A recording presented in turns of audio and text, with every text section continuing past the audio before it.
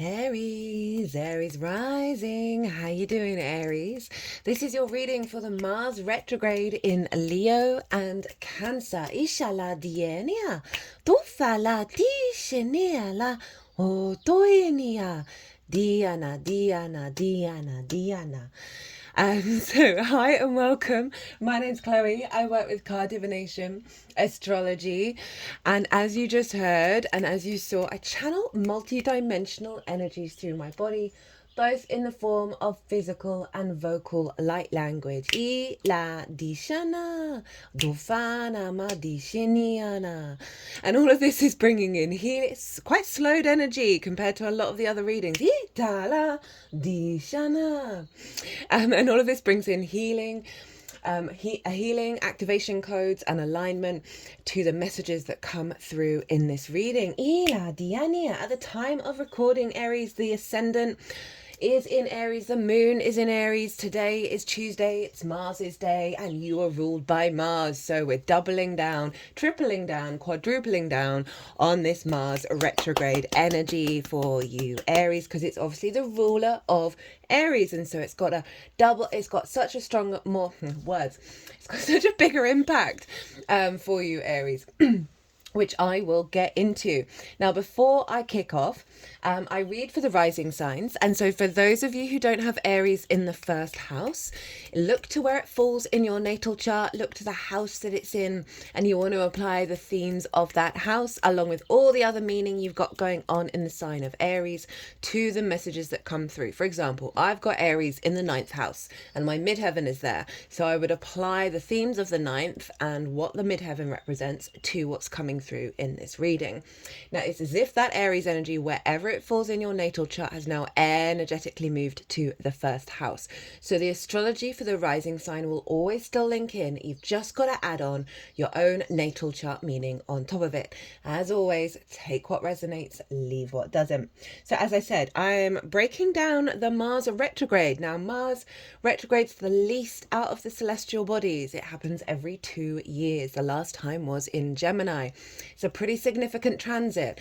I've broken down in way more detail the Mars retrograde in a 2-part series. That came out first before I started doing the all 12 sign series, where I've broken down Mars retrograde, what does it mean in Leo, the combination with Cancer, the overall energy.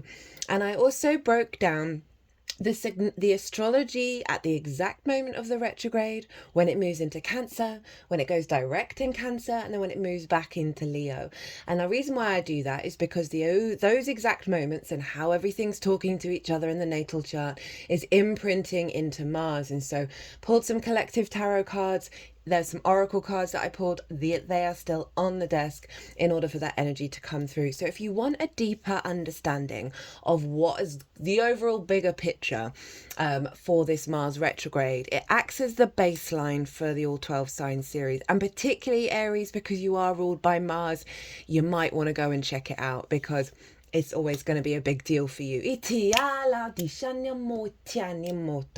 I'm not going to be going into the nuances of what aspects Mars is making in this transit in this reading. I'm going to be touching on the houses that it's in, how that relates to you, and also some tips of how to get more into your natal chart and add more personal understanding on top of this general reading for Aries.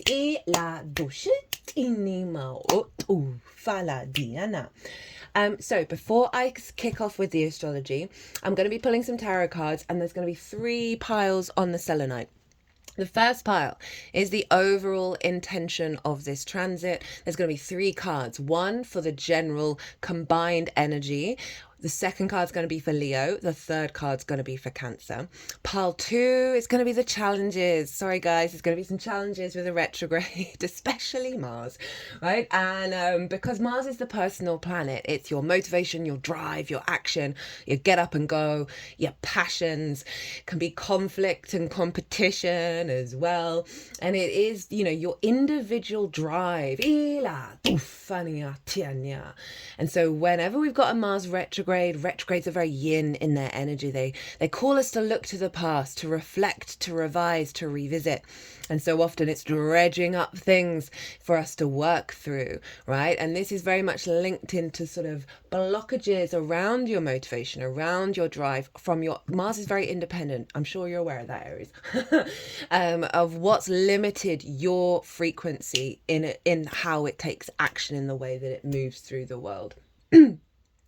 And so it is a time of pause, of slowing down, of observing your actions. You really want to get in observer mode with the retrograde cycle, right? Then in turn, it brings depth and nuance, right? A real nourishing energy to the way that you move through the world. And it's so powerful. Now, one of the core messages that is linked into the astrology of this, because it's happening in Leo and Cancer, and Leo is ruled by the sun and Cancer is by the moon, and it's the luminaries, and the luminaries are so significant in our chart, in who we are, our conscious mind, right? Our animation, our vision, our clarity, our purpose of the sun, right? Our illumination. Sort of it can highlight the unintegrated Leo, as well as bringing the heart forward. The moon, our emotional body, right? Our intuition, whether our needs are being met or not, how to give and receive nourishment. And all of those themes are coming up. Our unconscious spaces, so they're getting an alignment by digging up a lot of stuff that's blocked that alignment. And also in terms of like overall astrology, Leo used to be linked into, still is kind of, the monarch, right? Who's ruling the country, the sort of the head of the household kind of energy. And it's also linked into the paternal energy, right? The father figures. And then the moon is the people and the maternal energy. So there's a lot around the wounds of that, the wounds of the paternal and maternal energies in your life and how you reflect that, right? It's not sex specific. We have the masculine and feminine within us all, but it's the sort of archetypal themes around those two energies. Mars is going to be bringing up a lot of wounds around that, as I said, to recalibrate back to the truth of your instincts, of how you move through the world, of how you're motivated and how you take action, right? That isn't encumbered by the weight of old love languages, things we pick up from them and then recreate in the world, things they may have said to you, have said, you'll never amount to this, oh, you shouldn't do this, those kind of wounds, abandonment issues, neglect, all of that stuff, smothering, codependency, so much stuff. So that's kind of like a big theme linked into this Mars retrograde, which is why there are certain challenges coming up, right? And so pile 2, there's going to be 4 cards, 2 cards for Leo, 2 cards for Cancer. The first card of the pair will be the challenge, the second card will be how to work with it. Pile 3 is how is all of this manifesting moving forwards, having activated the intention, worked through the challenges and come out the other side stronger and more driven and more courageous. Oh, brilliant. So that's the bigger overall theme, and that's what's going on with the tarot. I'm also going to pull a card from, well, not going to pull a card, we'll have the bottom of the deck card as well, and I'm also going to pull 1 card from 4 different oracle cards, and I'll explain what they all represent when we get to them after I've read the tarot. So Aries rising, my lovely Aries, how are you doing? How is this Mars retrograde already showing up for you? Let me know in the comments. So it's starting off in Leo. It's retrograde already. And Leo is a fellow fire sign to you, Aries. It's in your 5th house of creation energy. And that's just reminded me in the lead up to doing this reading, I had the lyric, it's going to be you and me. And I believe that's a Disclosure song. I think it's from their first big album. And so I just wanted to bring that in, and we'll see how that ties in with what's going on with the astrology and the cards. You may already be resonating with that. You might want to go listen to that song. Let me just look up what the title of the song is. Bear with me.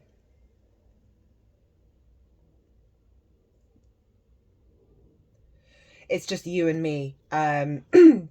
Yeah, so there's something about that which we'll explore. So the 5th house of Leo. Actually, no, no, wait, sorry. There's just lots of little nuances that I'm a bit all over the place in terms of getting them all in alignment. I am blaming it fully on Mercury retrograde. I've got Mercury in Leo, so that's affecting it.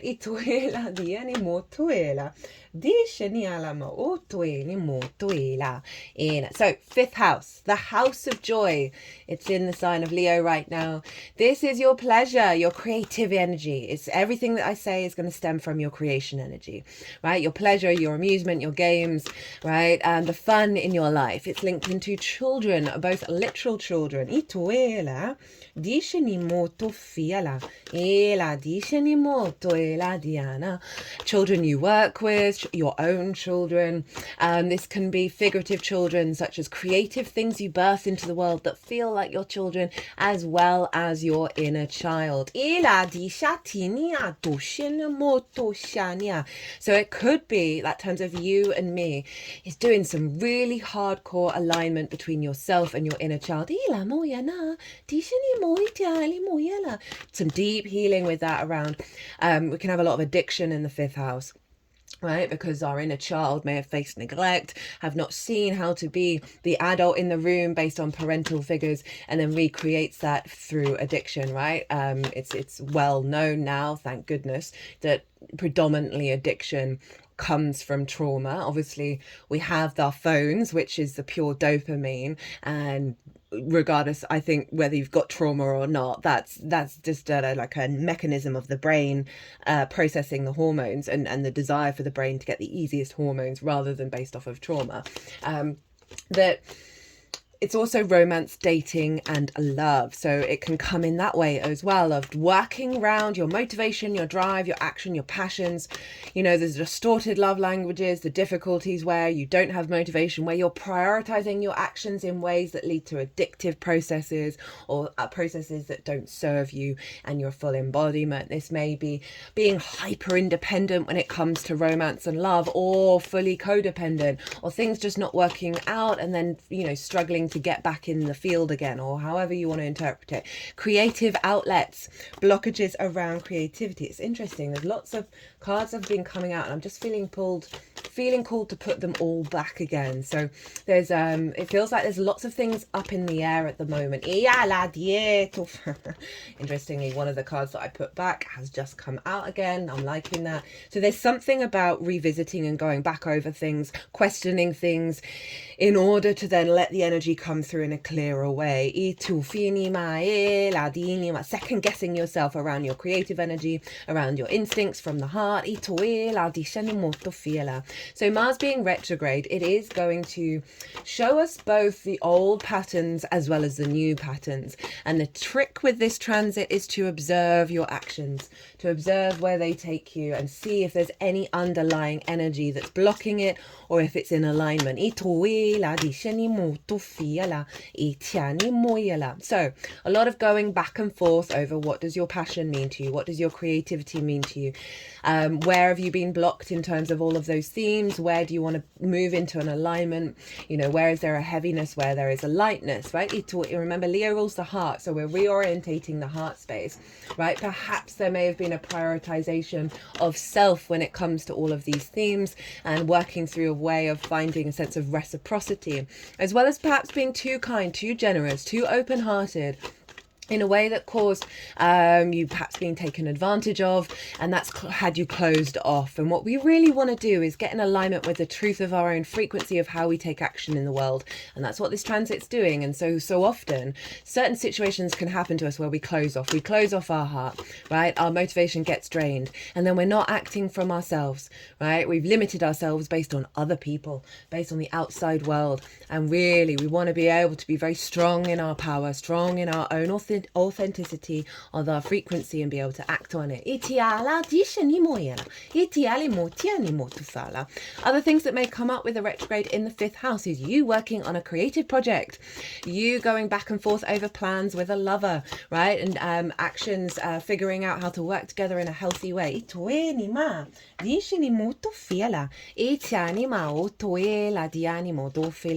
You know, for some of you, if you're questioning whether you want to have kids or not, you know, this Mars retrograde retrograde is really going to get to the depths of that, right? Or perhaps you've got a partner and you're questioning, okay, are we going to have enough energy? Are we going to have enough capacity to be able to do this? And so these are the kind of things that can come up, as well as I said, doing a lot of work with your inner child. Now, I mentioned about the paternal energy, the wounds of the paternal.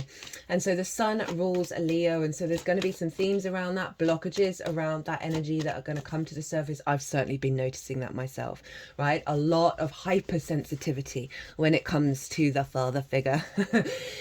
And strangely enough, in the lead up before the retrograde, something kicked off in that regard, and that highlighted some core archetypal wounds that I thought I'd made peace with, that I thought I was okay with certain behaviors. I thought I was able to let it go and just let bygones be bygones. But there's some stuff that's come up where I'm like raging, absolutely raging, but at the same time weeping on the inside as well. And my inner child is definitely needing attention.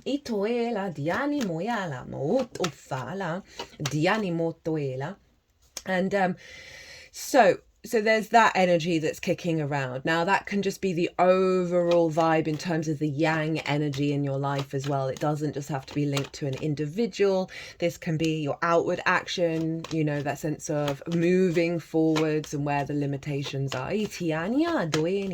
Now you want to look to where your sun is in your natal chart.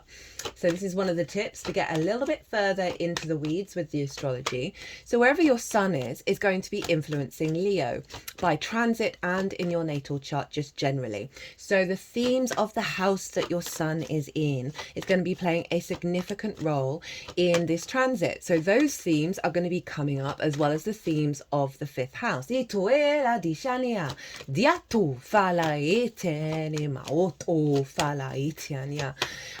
so you can then apply that to what's going on with Mars, and also what you want to look at, what you want to focus on. So the more you're in awareness of it, the more you can see what's showing up and try and find the wisdom behind it.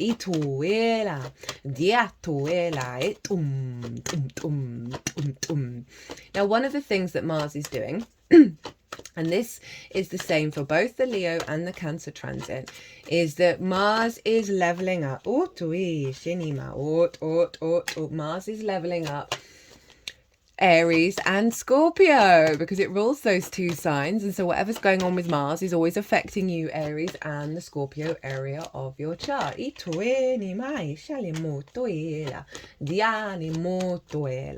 And so what's going on with the creativity, with your joy, your spring in your step, right? How you find pleasure and fun and romance. Now, pleasure doesn't have to be about romance. It can be about absolutely anything. Is influencing you, your inner child. How much is it governing the way that you move through the world, how you embody yourself, right? Because your first house is your navigator. It's the lens in which you move through these cosmic waters. It's your body, your character, your sense of self. So Mars is really helping reorientate your sense of self and how you embody yourself from a place of joy, from a place of creativity and passion, and this sense of good, you know, just this elevation of your creation energy, and how you connect to love and romance and dating, right, in a way that serves you, rather than the old wounds, right, from the parental figures. Right,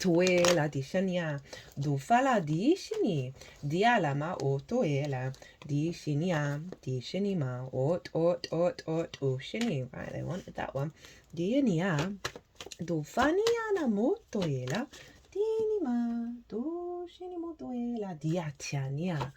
And so it's elevating your Aries energy, and also the themes of the first house will come up because of that. And Scorpio, which is in your 8th house of the outside world's resources. This is the give and take between anything other than you, and so it's the exchange with the outside world. In terms of resources, this can be mortgages, loans, taxes, debt that's owed to you, debt that you owe. This is one-off chunks of money such as bonuses, commissions and inheritance, 3D and cosmic inheritance, as well as just generally working with the resources of the outside world. It's also relationship dynamics.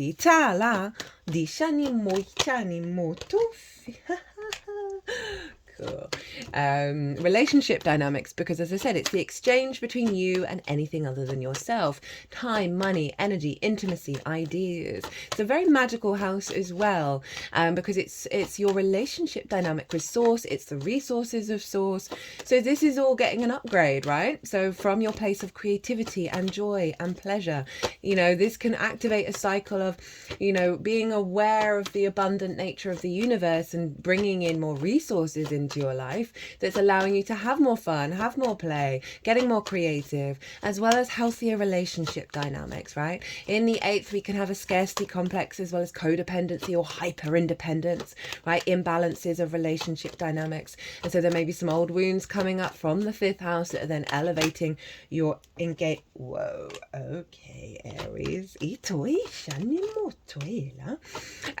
With the outside world, seeing it in a more joyful light, how you step up and show up. There's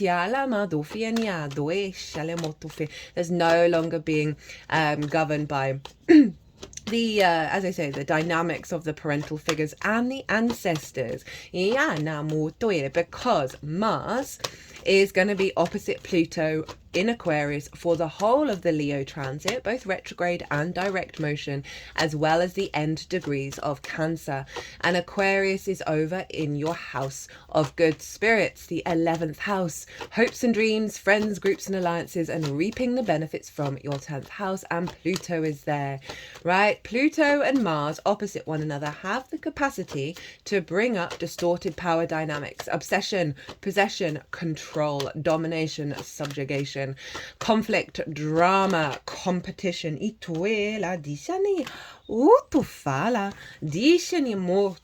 know if these things are coming up, right? And this can be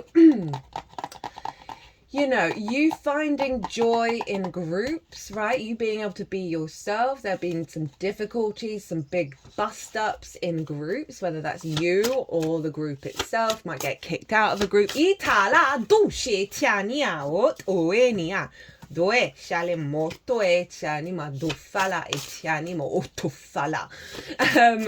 mean, that's just one example. Frustrations and diminished, like control. Okay, how do I want to express this? This is this sense of control in a way that blocks your motivation in terms of your creativity and pleasure, right? This obsessive energy around how you manifest your hopes and your dreams, right? So, which then is limiting your capacity to bring the joy into the way that you are building and manifesting towards them. It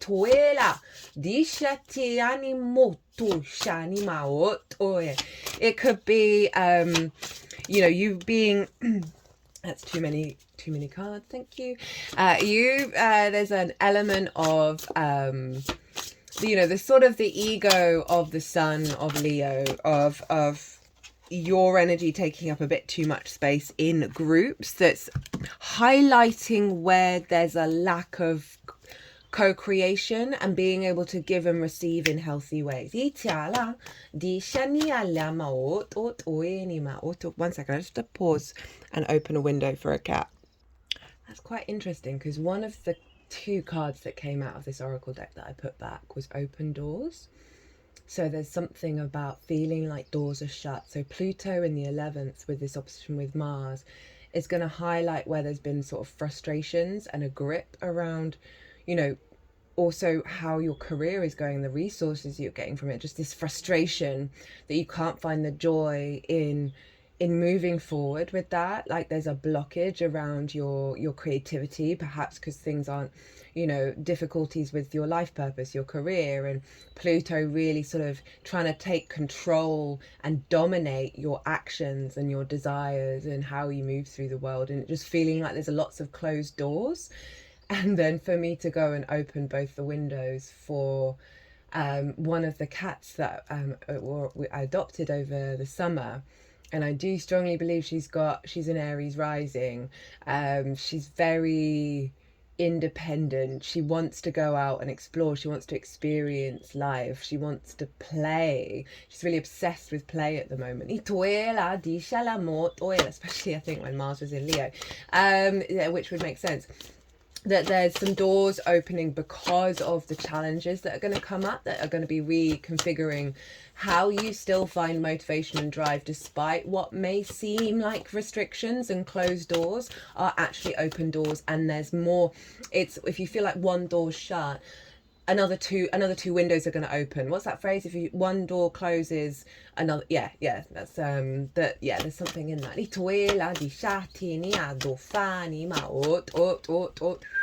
You may find yourself reflecting on why your hopes and dreams have not manifested. You may find your motivation dampened because of that, right? And that can definitely also be about life path, which could be about a partner, right? There's no getting around how that is definitely a frequency in a life path for people.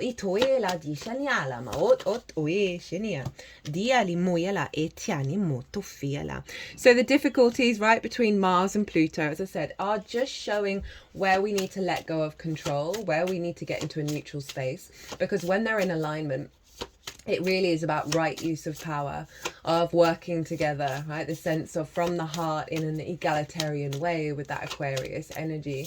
And Pluto is transforming your magnetism to activate your hopes and dreams, but it's wanting you to get rid of some stronger impulses that haven't served you. E.T. at my toes are wiggling at that. And also Pluto rules the ancestors. So it's not just the parental figures in terms of the sun and the moon. It's the ancestors that we take on a lot of wounds from them. Perhaps their hopes and dreams didn't manifest, right? Or they weren't reaping the benefits from their 10th house in the way that they really wanted to. Or not feeling connected to a community, and therefore it's dampening your spirits of how you find joy, right? Soul family energy in the 11th.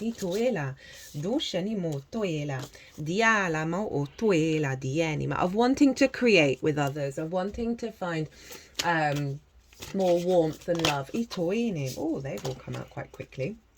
Okay, so that's kind of the Leo energy, and then it's going to move into the sign of Cancer, and that is in your 4th house of roots and foundations, ancestors, both blood and soul lineage, parental figures, roof over your head, and the things that you do in private. And now we're being governed by the rewind.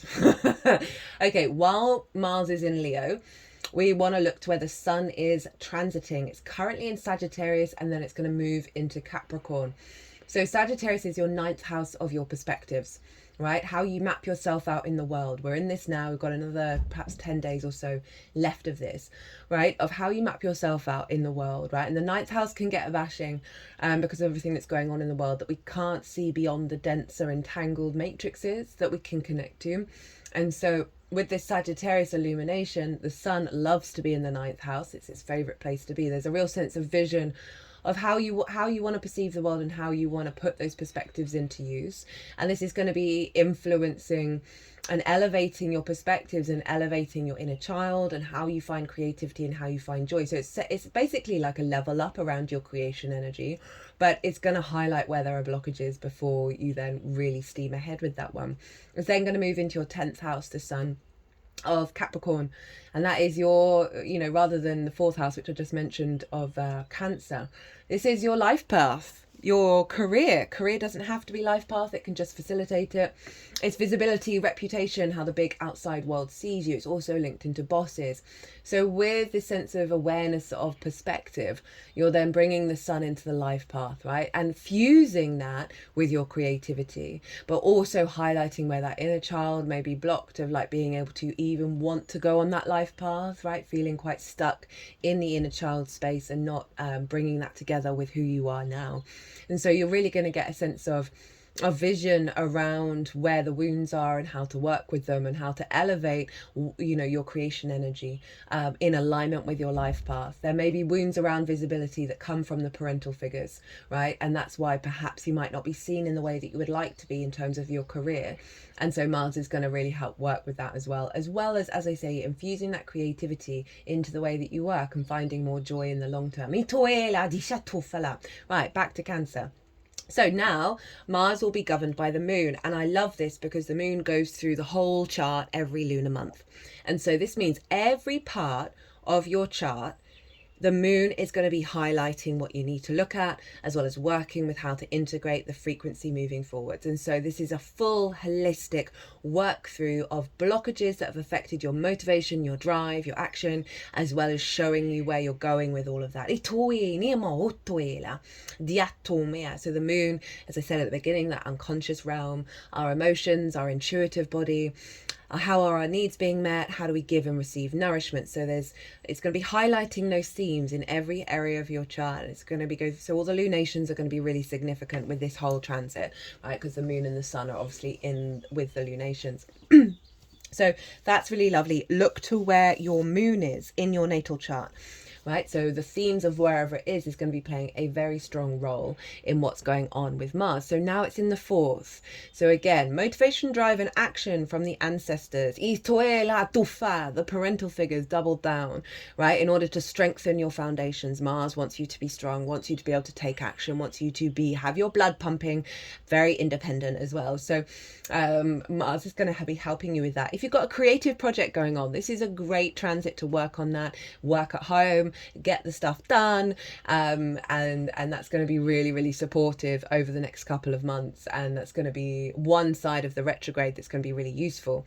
Be patient, right? Observe your actions. Know that you're not going to have necessarily the motivation and drive or the will that you normally do, that this is really helping you slow down because you may miss things, right, in order of what actions you do need to take rather than go steaming ahead. So it's all supportive. It just might be a little bit frustrating at the speed of which things are going. You just got to breathe and take it easy. So the wounds of the mother, right, that sense of over nurturing, that smothering energy, the disconnects, the abandonment issues, all of that kind of stuff of where you can take care of yourself and nourish your root system, nourish your foundations. It's not just your literal home, it's how you feel strong and stable as you move through the world. And again, helping work with energy from the ancestors and getting the wisdom and observing your actions when you're at home is going to be very, very powerful alignment.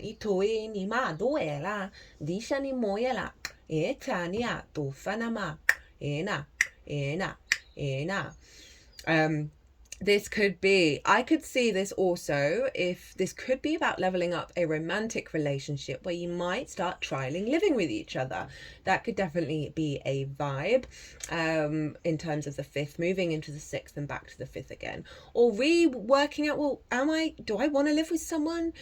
If I was to live with someone, how do I want to show up? How do I want my actions to be? Do I want to engage in that level of commitment? Those can definitely be themes. Am I running away from commitment? Am I hiding from these things as well?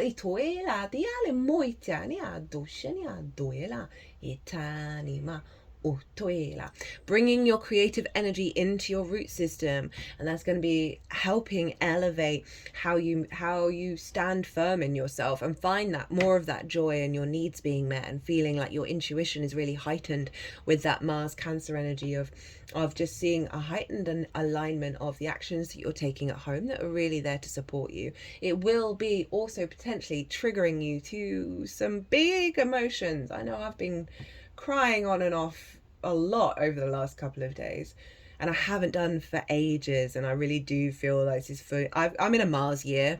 I'm in a 4th house year, and it's Scorpio for me, and Mars is my ruler this year to my next birthday. And it's in my 1st house. I'm a Leo rising. So it's going to move into Cancer in my 12th, so I'm not surprised the tears are coming out a bit more, but I'm allowing it. I'm not shaming it.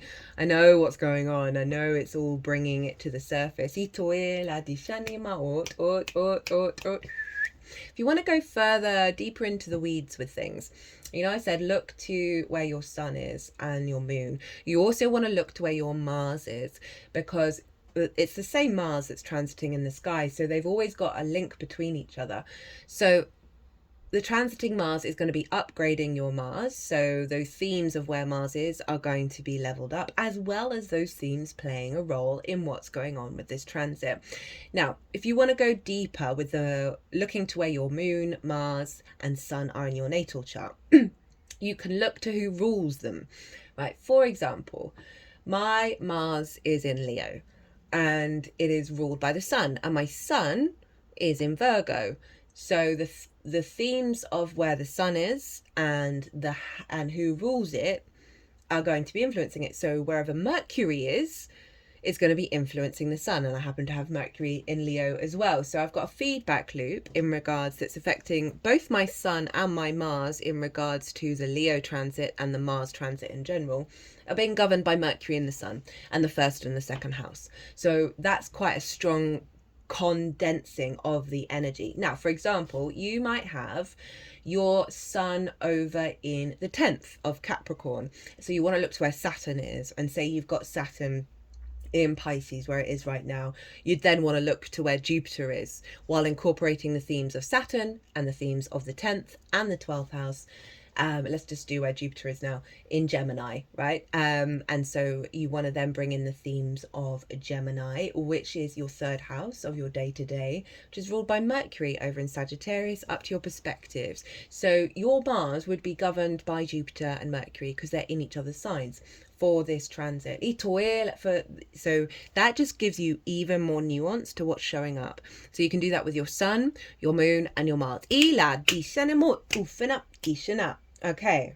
Anything else that I wanted to say? Let's get into the tarot. I'm sure it will come through. So we have, for the intention of this transit, the Ace of Pentacles, which is one of the cards that I put back. The Eight of Pentacles, and then we have Justice. So that Ace of Pentacles, this is a renewal in the 3D realm. I love the Ace of Pentacles. It has the same flowers as the Magician. We've got the lilies and the roses there. And there's a portal. And behind that portal is a mountain. And mountains represent a higher perspective.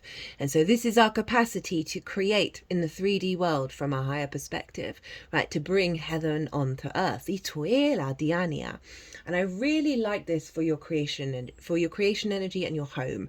So there's a real sense of being able to create from a fresh energy.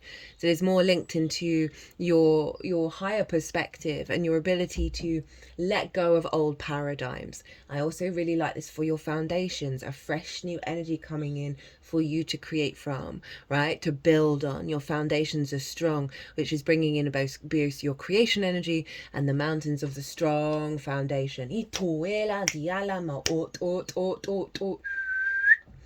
we tie in the Aries and Scorpio energy, this is you being yourself and also being able to co-create with others and with the outside world in terms of relationship dynamics, right? That's coming from a very joyous place that's part of your strong foundations. For the Leo energy, we have the Eight of Pentacles. This card for me is step up to your own incarnation. Pull your socks up, do the damn thing, and enjoy it, right? Because this figure is enjoying the refinement process in the 3D world.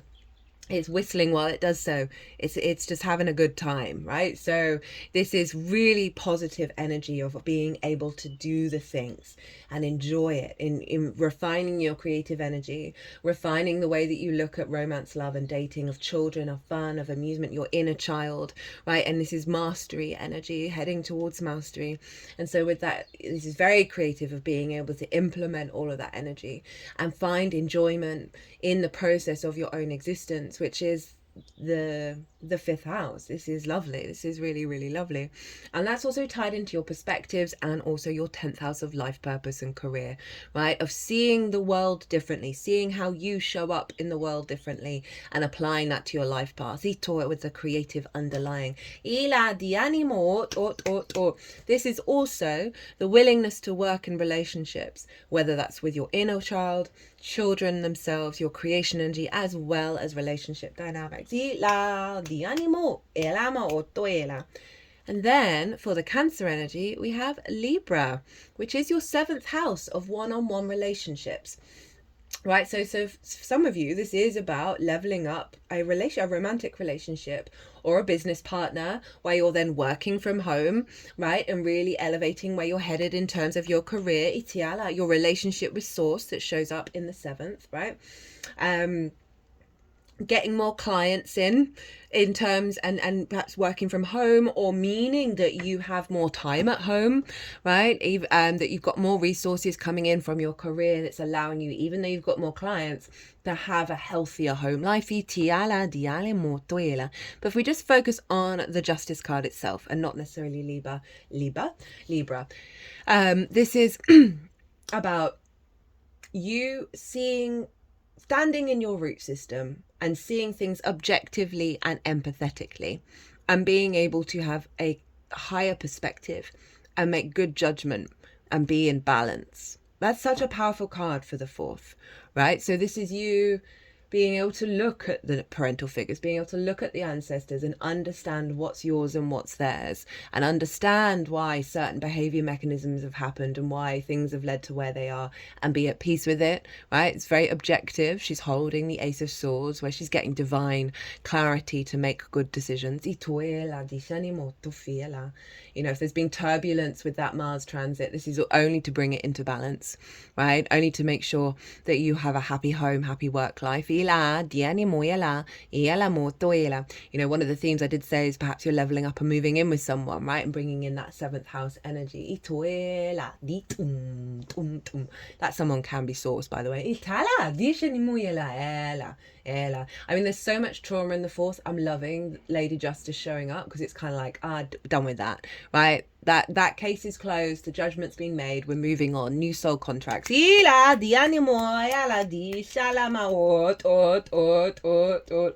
Balanced relationships with whoever you live, whether it's your parents, whether it's others, whether it's your cats. In terms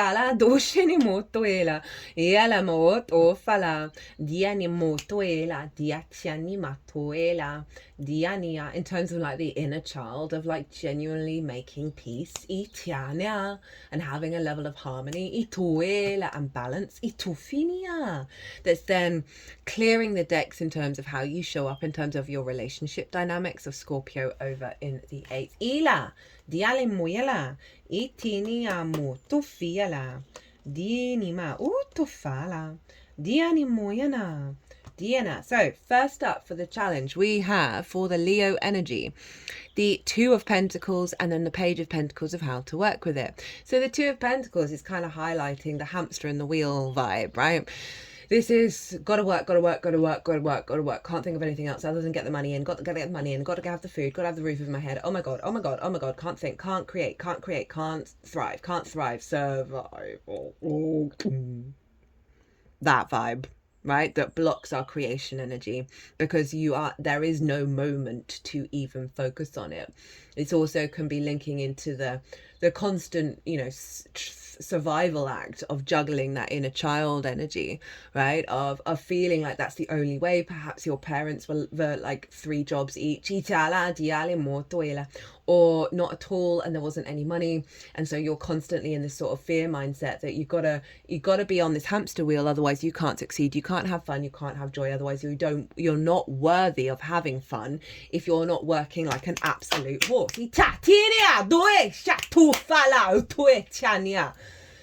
Okay. Relationship dynamics, right? Love, romance, dating, of feeling like it's just a bit much. It's the hamster on the wheel, same cycle over and over again. Maybe you've been doing all the things, right? Maybe you feel exhausted by it. Maybe it's just been hard work and never really that much fun, right? And it's nothing's thrived. It's just always been survival mode that you've been operating from love languages, right? Lots of things here where the creative energy of you has not been able to come out fully. How to get around it, how to work with this challenge. We have the Page of Pentacles. Now, pages are great. They have just got into the court. They are so excited. They're very youthful. They want to talk to everyone. They want to learn everything. It's not jaded, right? So this is trying to operate the way that you communicate, the way that you perceive your environment, your opportunities, how you create in the world. This is all about looking at things as if all the troubles haven't happened, right? Or that you're at peace with all the troubles and you want to learn the new ways of doing things. And when I say new is always just getting back to you. You might want to take up some opportunities that happen during this retrograde, right? Of going out into the world, finding different ways to find joy and creativity. You might want to have some chats with your inner child, right? Of like, hey, what do you want to do today? And your inner child might want you to go and roll around in the grass and that might heal something.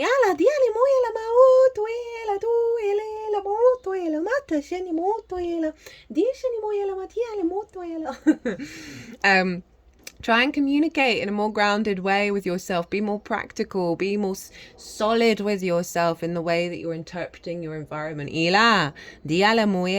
But it's about breaking out of this cycle. So it's like, think of things that would bring you joy and put them into action, right? Create those opportunities for yourself that go beyond the hamster wheel. Take a breath, right? And go and do something fun.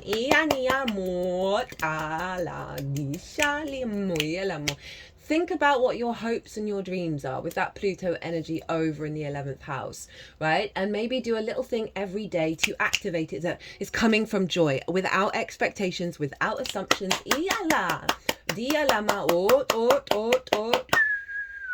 Diana, dushaniala motofiela, diania moya. This is about having the ideas and putting them into practice, right? So you may get a lot of inspiration during this around how you want to shift and change. And the page is saying, have some fun with it. Don't worry if it doesn't work out.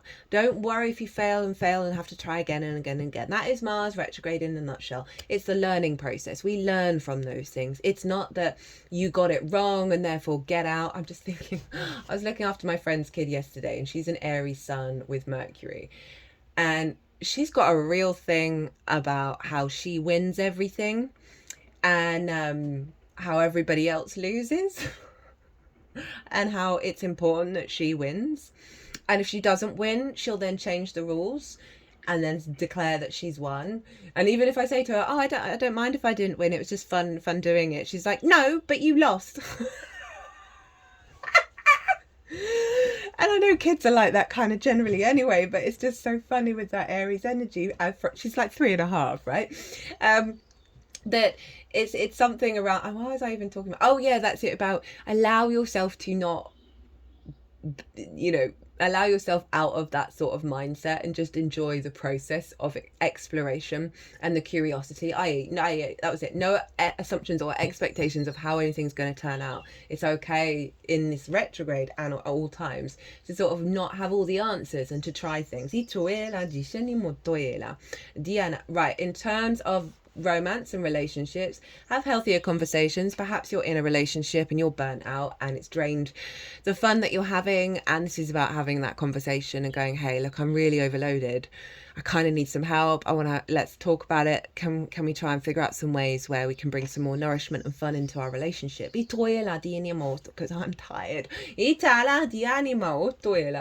Right, the Cancer energy. We've got a page, but this time it's in the challenge, and then it's with the 6 of Wands. So the Page of Wands in the 6th. Now, what I'm getting immediately is the wounds from the parental energies where you weren't able to speak your voice, right? Looking at the inner child here as the page, where your voice was diminished, you weren't heard, you weren't listened to. And there was a sense of, I'm getting both neglect and smothering at the same time. And I find smothering is a form of neglect. There's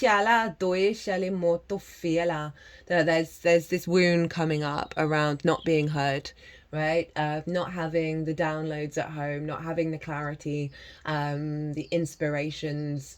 And there's like a heaviness. There's a heaviness here with the challenge of the Page of Wands. I'm also getting like hot-headed. Right, hot-headed, quick to fight, quick to sort of burn it all to the ground through conversation. I apologise for that strange noise, but they had my hands over my mouth as that strange energy came out. So now my hands sort of in a prayer position, It's midway between the heart and the throat chakra. My thumbs are crossed over at the throat chakra. Itoela diale moela due shale motoela modoela madia ni moela modoela moe shale modoela modoela mo shale modoela modoela modoela out. Okay. Okay, the hands now pointing, like the base of the palms are towards the heart chakra, and the hands are pointing directly out in front of me. They've just got some energy from the heart and closed.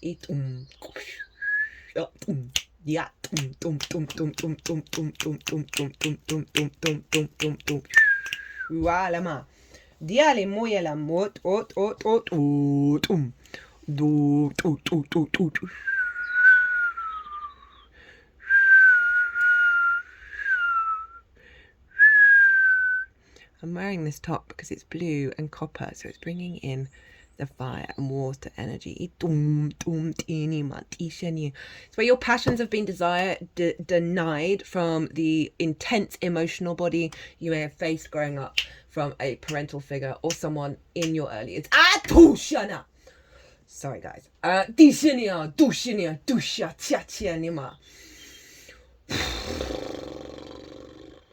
This, yeah, that's a lot. That's a lot, Aries. That's a lot.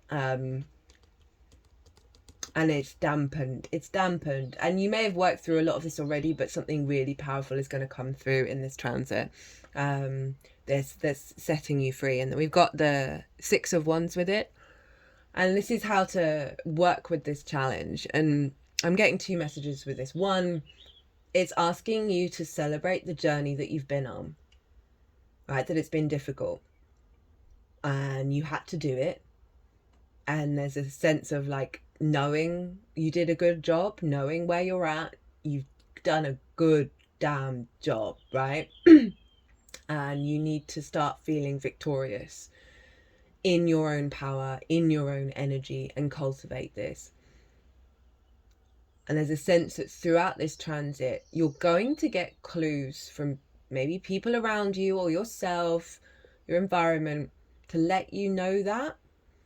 Keep an eye out, right? I don't necessarily feel that they're going to be really loud consistently. I feel like it's more the little things. And observe them, right? And try and bring that victory wreath into your heart. The other thing with this is that you've also still got to go on this journey, right? It's always happening, right?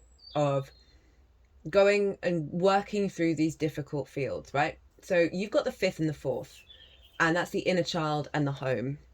And that is really tying in, as well as the ancestors, really tying in with the overall core theme of the Mars retrograde, which is getting you back to your frequency of how you take action. It's not going to be easy. It's some really, really archetypal primal stuff coming up here. And you just got to follow your instincts, go where you're drawn to, know that there's gonna be some challenges, and at the end of it, you're gonna feel really good. And there's gonna be a sense of reciprocity rather than like blocks, like not being seen or over taking up space. So often when we weren't seen, we take up more space, and we're blind to the important people in our lives and their needs. And this needs to be, I mean, this is an overall theme of like a real heightened sense of evolved reciprocity and co-creation. Goodness me, I'm going on with these readings. So this is why I chuckled. This is the outcome, basically. And this was the first card out with that. And I was like, oh, okay, Aries, get in. So we got the 10 of Cups, right? Which is summing up everything I've just talked about. We then got the 2 of Cups. Hello, you and me. And then we got the Knight of Swords. And so 10 of Cups, this is when we see externally the inner work that we've been doing. When we're in alignment emotionally, and then we start to see it manifest outside of ourselves, right? It also has the happy home here, right? The nuclear family. That may be very relevant for some of you. But overall, this sense of emotional alignment in your home, in your foundations, right? And then seeing seeing the creativity and joy that you are cultivating within yourself show up in the outside world, things starting to happen where your hopes and dreams are starting to manifest, right? Because of this big alignment. As I said, this might be a heightened level of commitment in a romantic relationship, right? This real sense of, oh, we're in it together, we're working together, but I don't feel like my independence is being squashed. I could definitely see that with Cancer in the fourth, right? Of a very strong maternal energy, just smother.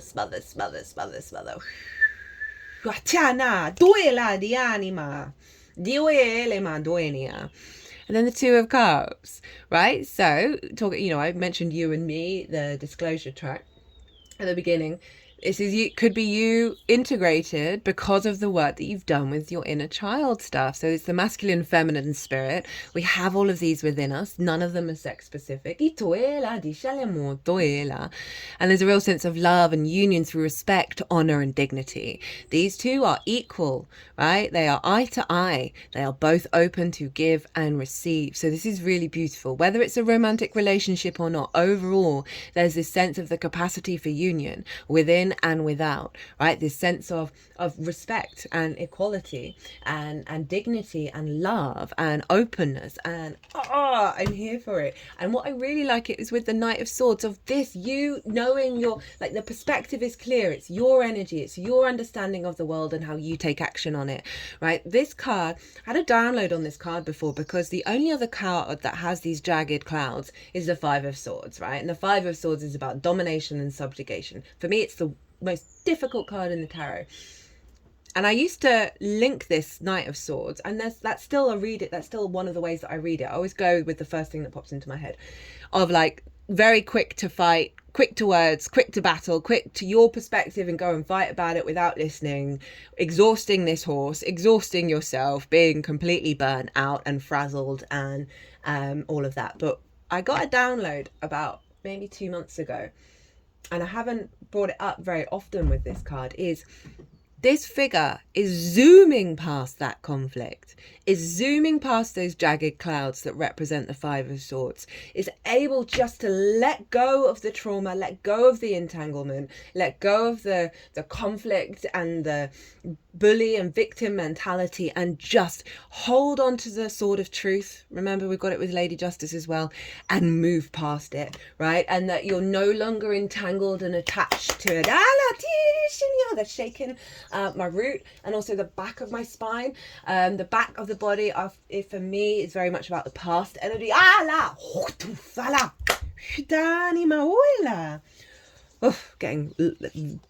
just all feels lovely. Bottom of the deck, Three of Swords in reverse, pretty much summing up the whole reading, right? Whether it's about relationships in terms of romance, it's not just that, it's everything, every perspective and spell and word that was said to you that stopped your heart from truly beating. Leo rules the heart, right? He taught Jupiter and Mercury actually governing quite a lot of this retrograde. It's the Mars retrograde and then the Cancer direct motion. Wait, is it? It's one of each of the Mars and Cancer energies. I really should remember which way around it is. Anyway, these swords are falling away. The heartbreak, the grief, the frustration, the block around being able to love and be loved in return. Whether that's yourself, source, other people, the outside world.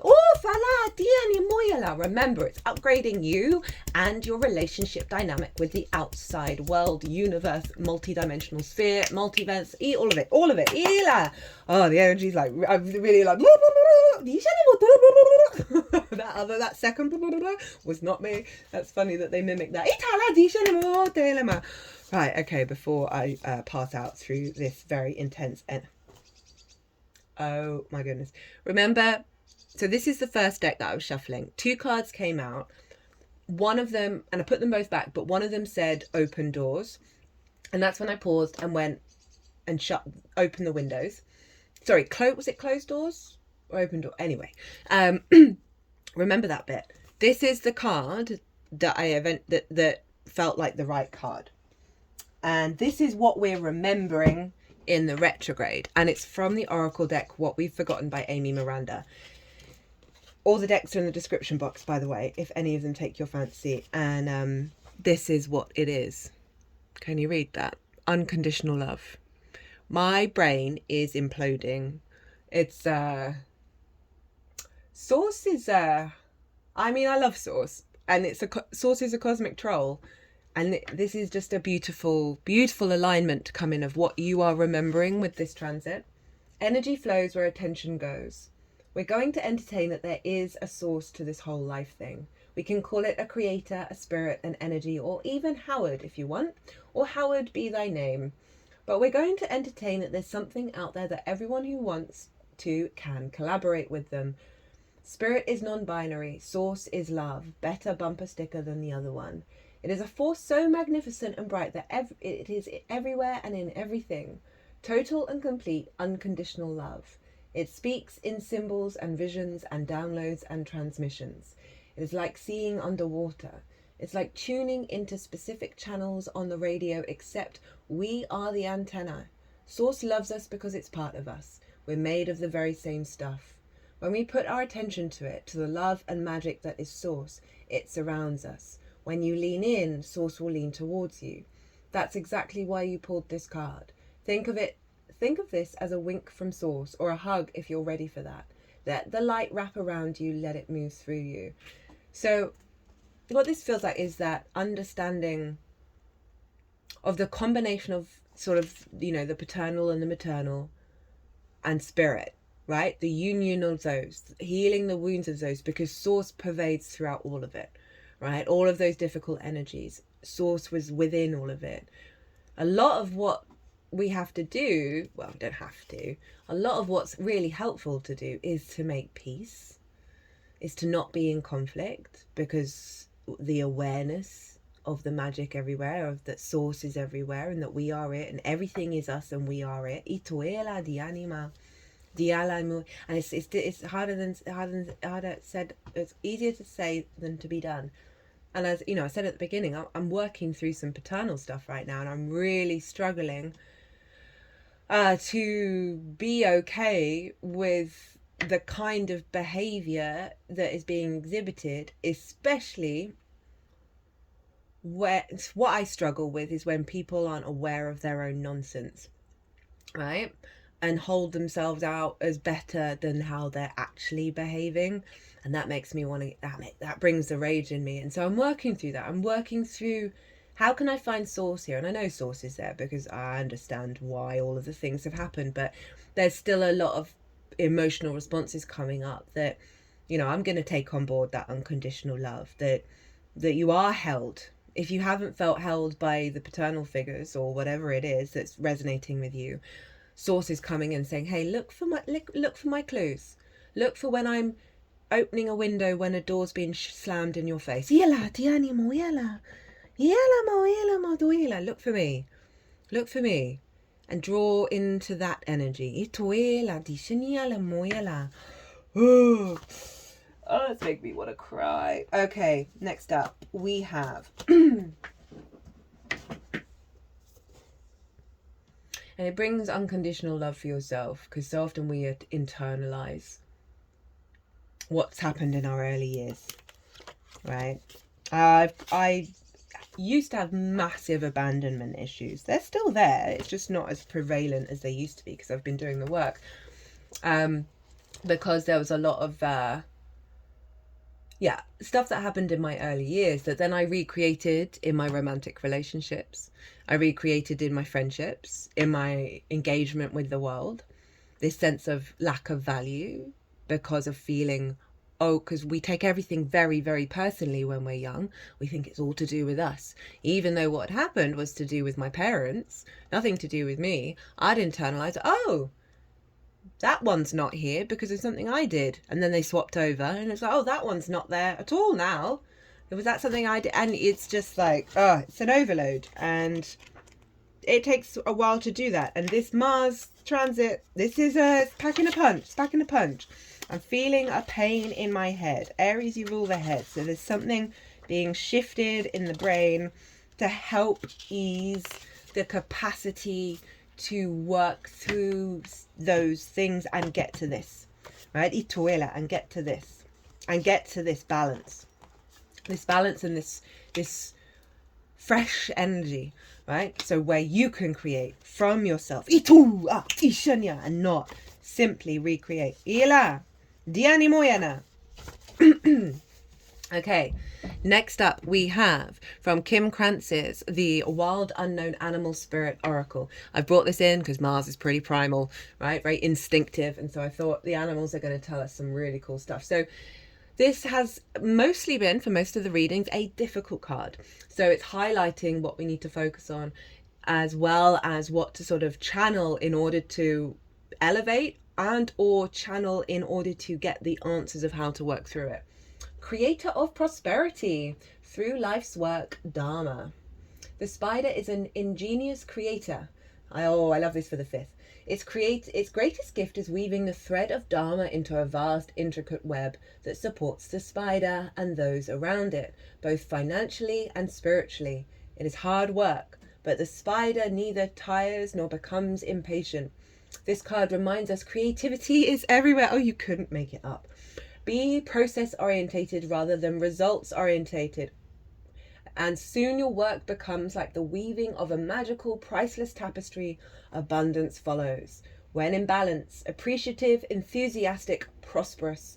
When out of balance, discouraged, tired, forlorn. To bring into balance, playful creativity. I mean, that really just summed up so much of that reading. I don't feel like I really need to say anything to add on to that. I mean, it's very much bringing up how to work through the challenges, how to get playful. You know, you are weaving a web here, and you're going to come across things in that web that you're like, oh no, this doesn't belong here, and you're going to move it out of the web and continue on this capacity to weave your own story, weave your own creativity from you, right? It's only just one spider in that web. That's your energy and how you weave your energy beyond the connotations and imprints of all of the things. Sorry, so I'm just looking up where the next card is. Okay, so this is from the Shaman's Dream Oracle, and this is kind of letting us know what the journey's about and what to look out for.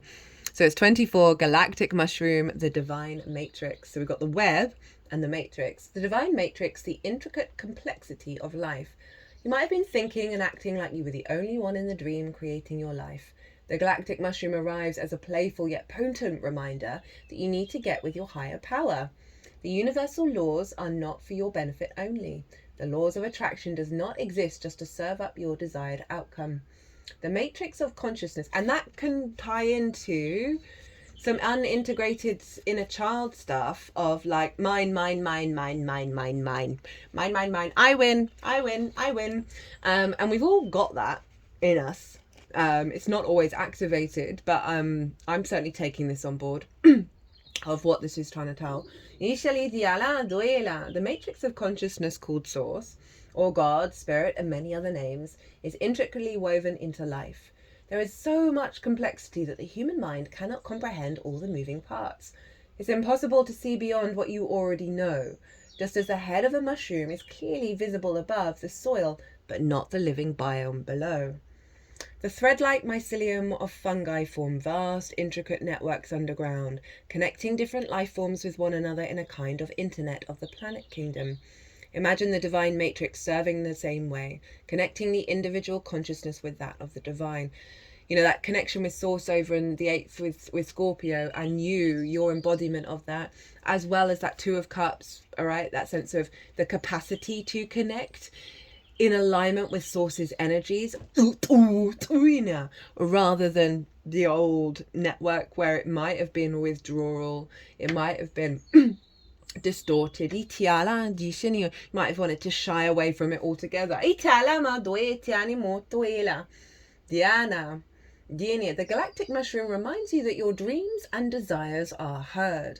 This is a call for faith and trust. Whatever intention you hold consistently with hope and faith first manifests in the unseen realms. That feels like that Page of Pentacles, right? Of like figure out what you want in this 3D existence. Whether or not you can see it working on your behalf, eventually you see the evidence play out in the serendipitous events that work in your favor, seemingly outside the law of cause and effect. And that's what I was kind of channeling from that first oracle card of follow the winks from the universe, right? Observe that, feel the love within that. Your most beautiful results are being birthed right now, not just for you, but for the highest good of all. Like that energy. Like it, like it, like it. Diela. Okay, final oracle card. This is from Rainbow Brain Skull. It's currently one of my favorite decks. Got it for the it was an early Christmas present that turned up for the Scorpio new moon. Very appropriate. Hello, Diela, your fellow Mars ruled sign. Diele mo Diela. I am not a fractured being. I am multifaceted. You may feel scattered, but you are a symphony. Many instruments joined together create a beautiful soundscape. Appreciate your many different moods, skills, and problems. Trust that they are all working together. It's really lovely to sort of be like every part of who you are and why you are who you are and how to work with them and understand them and make peace with them.